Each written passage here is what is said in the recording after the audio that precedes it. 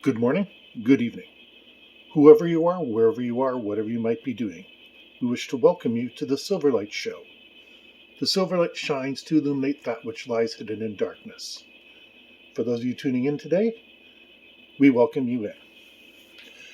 To my international viewers, I'm sorry, I'm going to be going into Canadian politics on this one, so if you're not interested or if you have nothing to do with it, then by all means go somewhere else. But you might find it interesting, even if you don't have any stake in the game. You got a dog in the fight, but it's going to show you, well, it's going to show you what I think is going to happen. So let's set the way back machine for a couple months ago. Justin Trudeau, the Prime Minister, is running high. He has major approval ratings for the way that he handled the pandemic. He's doing pretty well, so he calls a snap election. He's only 2 years into his term, but he decides he's going to capitalize on all that goodwill and promptly blows it all out of the water. This would be amusing, but what's even more amusing is his father, Pierre Elliott Trudeau, made the exact same decision. And it cost Pierre Elliott Trudeau the prime ministership. That being done, I'm not done seeing parallels between the two situations. The way the election is right now, the Liberals have about 36% of the vote. The Conservatives have about 30% of the vote. The NDP have about 17% of the vote. And then the other parties fall in somewhere below there. This means, well, first of all, it's very hard to translate poll figures into actual seats won. See, one of the tricks about the Canadian election is it's not a proportional representation. You get 1% of the vote, you don't get one seat. In a riding, you have to win, and you have to win big. And there's some dedicated places, just like in the United States, that are hardcore Republican, hardcore conservative. Well, in Canada, you got hardcore conservative, hardcore liberals. The area I am in has switched to the NDP side for a variety of reasons, but most notably the fact that my area is not quite as rich as it was 10, 20 years ago. And the NDP has made an effort to try to appeal more to the common person, while at the same time on their meetings, they're going around telling people, yeah, we're getting away from the common people because it's not so easy to fundraise with them. Which is true. It's hard to fundraise with people that don't have much money. It's a lot easier to have a couple millionaire backers. I agree with that. They're right. But it kind of brings the NDP away from their core value. Also, with their leader going around calling Canada a racist country and stuff like that, I think they really shot themselves in the foot. The Conservatives are in the most interesting situation. Because the numbers are close, only 6% separate them, all they need to do is pick up more seats, and all of a sudden they have a minority government.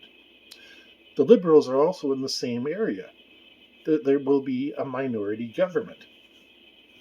This is scary. Now, a minority government in the in the United States, you basically have two parties.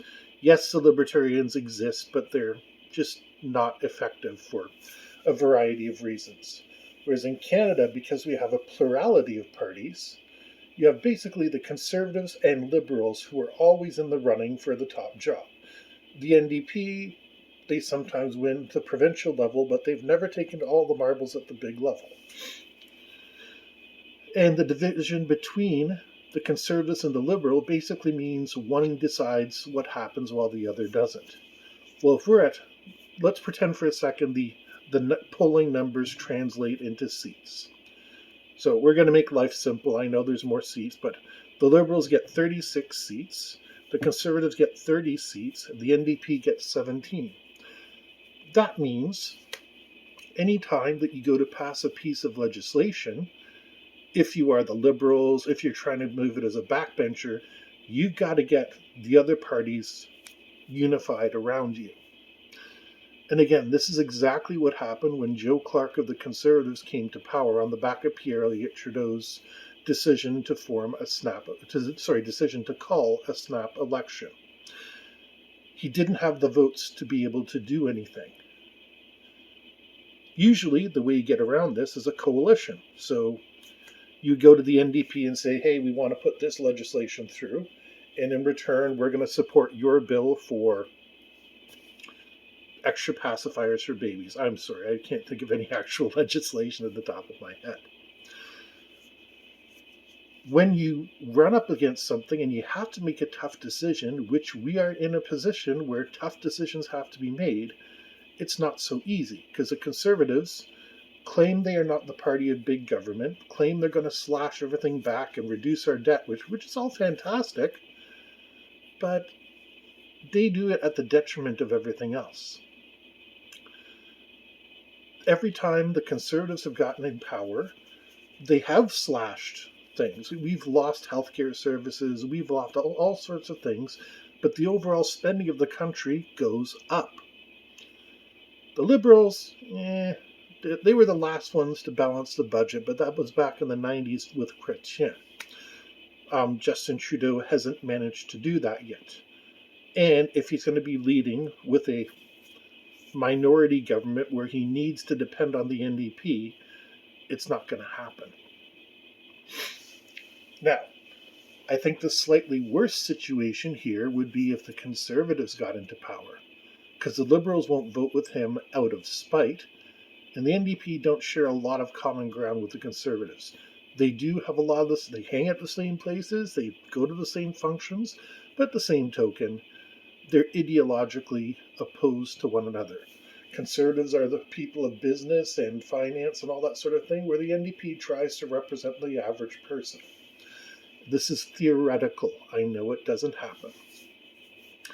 So what I think is going to happen, we're going to have a honeymoon period where people decide to get along and stuff like that, but I'm sorry, I see us having a no confidence vote, which means we have to go back to the polls, and it's going to happen soon. Last time this happened, again, Pierre Elliott Trudeau, Justin Trudeau's father, lost the election to Joe Clark. And Joe Clark had a vote of no confidence, which was just simply a way of political maneuvering to get him out of the office. And the Liberals came back stronger than ever. I don't think that's Justin's actual playbook. I think he did the simple thing. Hey, I'm popular. Let's get those numbers up. I want more seats so that way I don't have to negotiate with anybody. Sound political strategy. Can't argue with it. But people hate these snap elections. And I can see us having another election in the next year, maybe 2 years.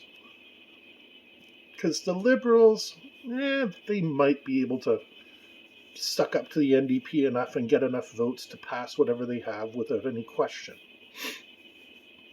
The Conservatives, it's a lot tougher sell for them.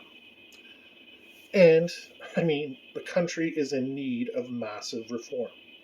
That's true here, that's true in the United States, that's true worldwide. Everybody needs to swallow the economic pill and say, hey, right now we need to get the economy running. We need to make sure that people can work. As Trajan said, when somebody brought him an invention that would have done the work of a dozen laborers, he paid the guy and sent him away, saying, I need to make sure the average person can earn their bread. And that's the situation we're in today. We need a leader who's strong enough to take the de Havilland situation and mediate between them, saying, okay, you are 4 steps removed from multinational. You have good sales on the Dash 8, even though you're trying to downplay it. So here's the deal. Let's lock this down. You want to be there for 2 years. You got sales for 4 years. Let's try and push everything through in 3. And that gives the workers time to find something else. Whatever needs to be done. We're not like the United States where we have to elect federal judges and stuff, but that happens all the time. So I can't really say what's going to happen. But the most important thing we can do is to make sure that we don't wind up in another election within the next year or so. Nobody wants it. Nobody wants to be at the polls. And most importantly, we're tired of hearing them on TV. Justin Trudeau won a pretty decent amount of power a couple years back when he was riding high. Again, coming out of the COVID situation, he was riding pretty high, doing a good job. But he let that power go to his head, and he doesn't have his father around to ask anymore, but he didn't look at the precedent that was set. Canadians don't like going to the polls early. Nobody does. Who knows? In the United States, maybe they will, just because there's so many people that are insisting the last election was fixed or gimmicked or whatever you want to call it. Up here in Canada, we're pleasantly doing a much better job. No one's complaining about rigged elections, and everything I can find shows quite likely this is going to be a very fair election. Not worried about anybody missing out or anybody double voting or anything like that. But speaking of double voting, I just don't want to be back here in the next year or two on the Silverlight Show talking about how we're going back to the polls. Nobody wants that. So please, if you're going to vote, get out there and vote. Don't let anybody tell you, oh, you didn't vote, so you lost your right to complain about it. It's a load of utter horse hockey. You have the right to free speech. Even if you don't participate, you have the right to speak your mind. I don't support any of these policies or any of these parties, and here I am speaking on my own show, telling you what Silverlight thinks about the whole situation. And you have that same right. It's a stupid tactic that pollsters use, and speaking as somebody who's been involved with a political party, as far as being a campaign manager, it's kind of a guilt trip that we used to get people to go out and vote. And it's totally false. Like I said, you have the right to complain about anything. And anybody who uses that argument, it's almost like inverse virtue signaling. It's just simply untrue. You have the right to complain. You have the right to say, I don't like any of these guys. But if you do, I still encourage you to vote. There's something called declining your ballot. Now, this is different from spoiling your ballot. So, this is an interesting thing. If this is the way that they have to count your vote as a protest vote, you come up, you say, my name is so-and-so. They ask for your identification. I always use the funniest identification I can find to see what I can get through with. Always gotten through. That's another show entirely. They hand you your ballot. You pass it back and you say, I am declining my ballot, which means they have to take it. Now, don't mark it. Don't touch it. Don't do anything. You say, I'm declining your ballot right away. They have to take it and put it into the vote jar. I know it's not a jar, but the voting box, the tally, whatever you want to call it. And it will be counted as a protest vote that says you don't like any of the parties. So that way, if somebody says you didn't vote, you can say, I did vote. I had a protest vote. Or maybe, I don't know, who are the minor political parties in your area? Those are people who have gone out, they paid their $2,000 to register and be part of the elections process. So maybe you don't like the NDP, the Conservatives, or the Liberals, but there's the beer and balloons party, and you happen to know the person. Spare them a vote. It's not going to count for anything, but do it. And you know what? If you don't want to vote, that's your right. You have the right to choose not to vote. And you have the right to complain afterwards, because sometimes you just don't like anybody. It can happen. And this is why I get into it with the, you have to vote people. Yeah, in a perfect world, everybody would vote. Everybody would take care of that themselves. Everybody would. But honestly, when I look at places like Australia, where they fine you money, they tax you higher if you don't vote, that's not the answer. It's just ridiculous to start charging people money because they don't vote. There's 1,000 reasons to vote. There's 1,000 reasons not to vote. It's better for the discussion and politics in the country for everybody to vote. But like I said, some people don't feel represented by the process. Some people don't even think the process is valid. And I can't argue that. Well, you can argue it, but you're going to be shouting over something even stupider than whatever the 45th president was blithering on about Twitter on his latest rampage. So, anyways, here we are in a situation with an obvious minority government coming. And the worst thing is, we're going to be going back to the polls because sooner or later, either the Conservatives are going to make a power play, the Liberals are going to make a power play, or the NDP is just going to decide they don't like what's happening. And sadly, it'll happen sooner rather than later. Really hope none of that is going to happen. But historically, the parallels are right there. Go back and look at that election. It was the same thing. It was a close vote. Nobody got away with a whole lot of votes. And you wind up with a minority government, which is it's one of the worst case scenarios. I think a majority government is the worst case because then they don't have to negotiate with anybody. At least this way, with the NDP having 17%, they're the ones who can dictate whether something goes through or not.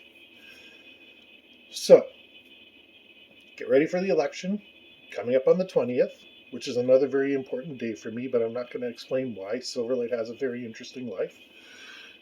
And whether you vote or whether you don't vote, just remember, your right to have an opinion is not infringed upon by the fact that somebody decided to call a snap election and grab some extra seats. We wish to thank you for joining us on the Silverlight Show. If you enjoyed it, please hit like, subscribe, and share this video if you like. And most importantly, we hope you have a fantastic day.